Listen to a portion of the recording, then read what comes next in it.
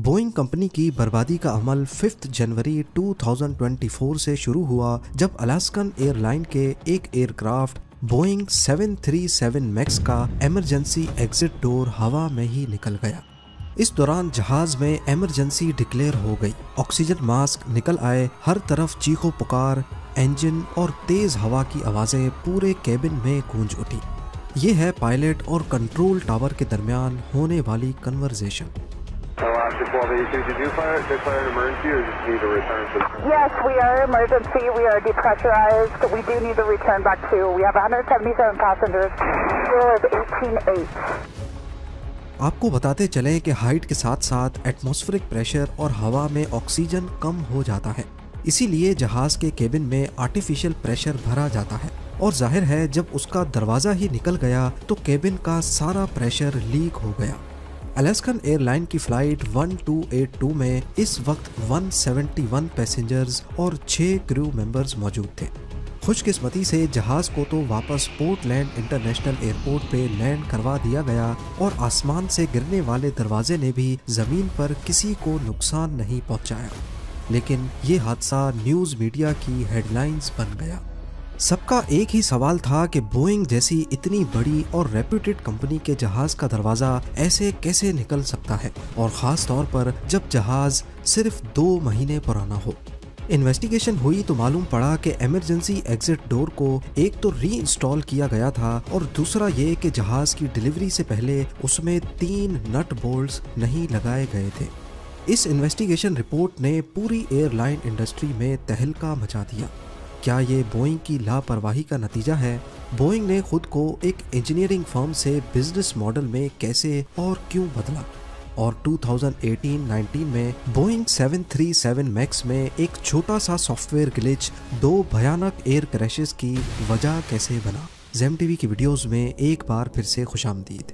नाजरीन, air travel करने वाले ज्यादातर ट्रैवलर्स इस बिना पर जहाज में सफर करते हैं क्योंकि उनका भरोसा होता है एयरलाइंस पर और जहाज बनाने वाली कंपनी पर अलास्कन एयरलाइन के साथ होने वाले इस हादसे ने बोइंग कंपनी का ये भरोसा, ये ट्रस्ट तोड़ दिया है। सिर्फ यही एक हादसा नहीं था जिसने बोइंग कंपनी का ट्रस्ट तोड़ा। 29 अक्टूबर 2018 को इंडोनेशिया की लायन एयर फ्लाइट 610 सुकर्नो हत्ता इंटरनेशनल एयरपोर्ट से टेक ऑफ हुई। ये बोइंग कंपनी का 737 मैक्स एयरक्राफ्ट था। अभी टेक ऑफ किए इनको 13 ही मिनट गुजरे थे कि प्लेन कुछ अजीब सा बिहेव करने लगा। पहले इसकी नोज डाउन होती है, फिर दोबारा से जहाज ऊपर की तरफ जाता है और फिर फाइनली नोज दोबारा से डाउन होती है और जहाज जावा सी में जाकर क्रैश हो जाता है। इसमें टोटल 189 लोग थे जिनमें से एक भी नहीं बच पाया। इस हादसे को अभी 5 महीने ही गुजरे थे कि इसी किस्म का एक और हादसा दुनिया ने देखा। इथियोपियन एयरलाइंस फ्लाइट 302 10 मार्च 2019 को बोल इंटरनेशनल एयरपोर्ट इथियोपिया से कीनिया की तरफ उड़ान भरती है।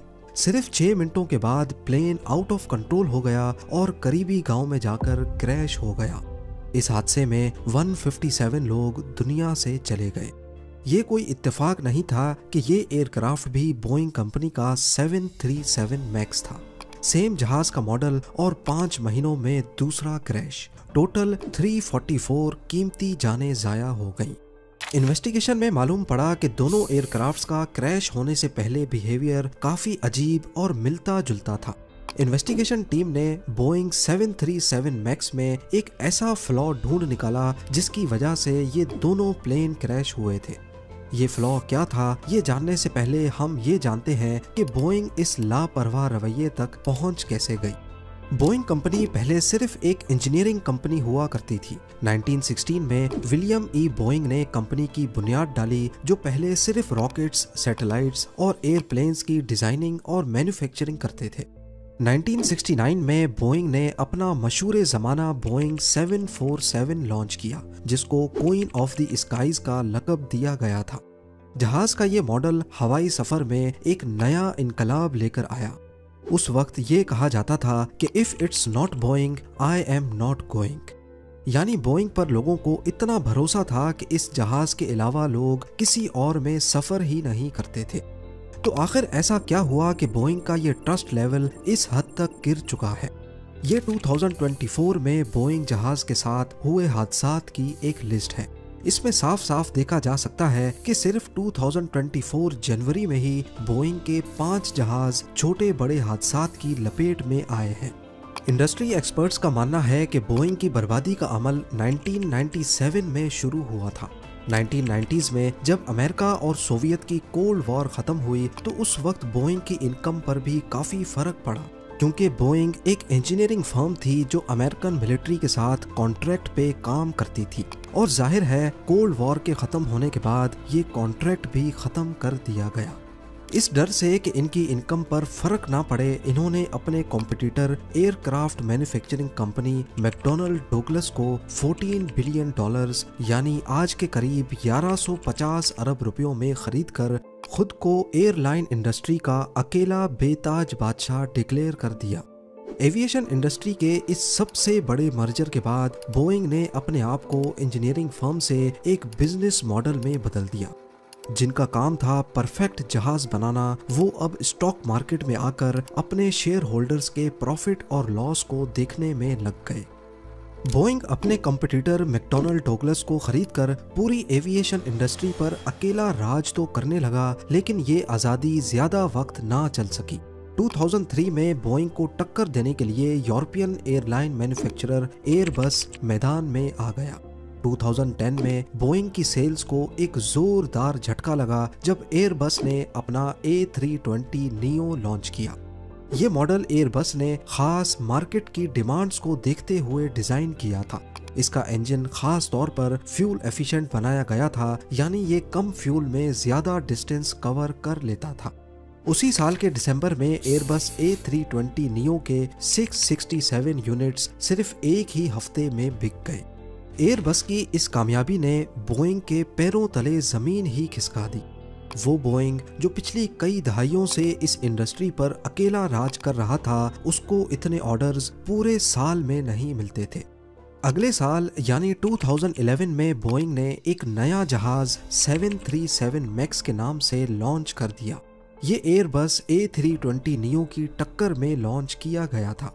बोइंग के इस कदम ने एयरलाइन इंडस्ट्री में अपनी इज्जत तो बचा ली, लेकिन ये वही जहाज का मॉडल था जिसका 2018 और 19 में भयानक क्रैश हुआ।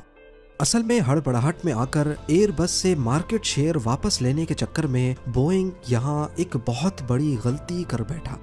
बोइंग को ये नया जहाज लॉन्च करने की बहुत जल्दी थी। इन्होंने इस नए जहाज में extra fuel efficient engine introduce करवाए, पर मसला ये था कि ये इंजन काफी बड़े थे। होना तो ये चाहिए था कि इस नए इंजन के लिए जहाज की पूरी डिजाइनिंग दोबारा से होती, लेकिन बोइंग ने ऐसा नहीं किया।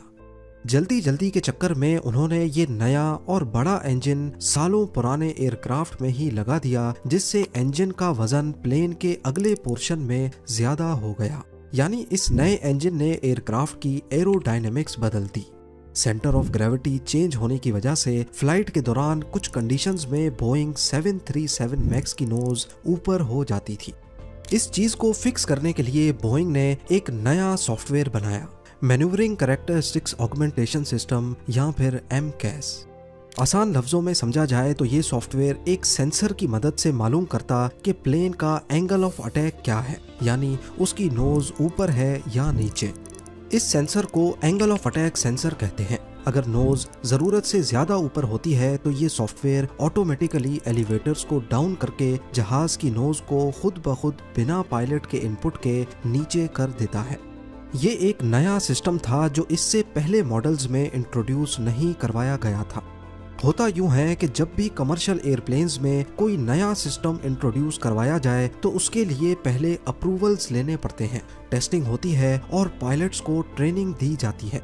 इस ट्रेनिंग में वक्त और पैसा दोनों बहुत ज्यादा लगते हैं, पर क्योंकि उनको बहुत जल्दी थी तो उन्होंने MCAS के बारे में ना ही एयरलाइंस को कुछ बताया, ना ही पायलट्स को, और ना ही फेडरल एविएशन एडमिनिस्ट्रेशन को, जो कि एक रेगुलेटरी बॉडी है। उन्होंने सोचा कि जब सॉफ्टवेयर खुद ही प्लेन को सीधा कर सकता है तो फिर पायलट्स या एयरलाइंस को बताने की क्या जरूरत है। ये वो पॉइंट था जहां चीजें बिगड़ना शुरू हो गईं। जैसा कि आपने पहले जाना कि MCAS सिर्फ एक सेंसर पे डिपेंड करता है, angle of attack sensor. Boeing को इस बात का इल्म नहीं था कि अगर ये सेंसर ही खराब हो गया तो फिर क्या होगा। अगर ये सेंसर खराब हो गया या फिर किसी वजह से इसने MCAS को गलत रीडिंग दे दी तो बिना पायलट इनपुट के सीधा चलता हुआ जहाज भी अचानक नोज डाइव करेगा, जिसको फिर कंट्रोल करना पायलट के बस की बात भी नहीं होगी। और ऐसा ही कुछ लायन एयरलाइन फ्लाइट 610 और इथियोपियन एयरलाइंस फ्लाइट 302 के साथ हुआ। जब इन्वेस्टिगेशन टीम को बोइंग की इस लापरवाही का इल्म हुआ तो वो दोनों प्लेन क्रैशेस का कसूरवार बोइंग समेत फेडरल एविएशन एडमिनिस्ट्रेशन या फिर FAA को भी ठहराने लगे, क्योंकि FAA का ही काम था इस चीज की जांच करना। जिस वक्त ये मामला गर्म हुआ तो अमेरिका समेत पूरी दुनिया में बोइंग 737 मैक्स के 387 एयरक्राफ्ट्स सर्विस में थे और इन सबको एक साथ ग्राउंड कर दिया गया। ये एक बहुत बड़ी खबर थी। इसके नतीजे में एक तरफ बोइंग की स्टॉक प्राइस गिर गई और उनको 20 अरब डॉलर्स का घाटा हुआ। वहीं बोइंग के खिलाफ कोर्ट ने FAA को धोखे में रखने पर 2.5 अरब डॉलर्स का जुर्माना अलग से लगाया। बोइंग को एक्सपोज करने में सबसे बड़ा हाथ इनके अपने एम्प्लॉयज का ही रहा है।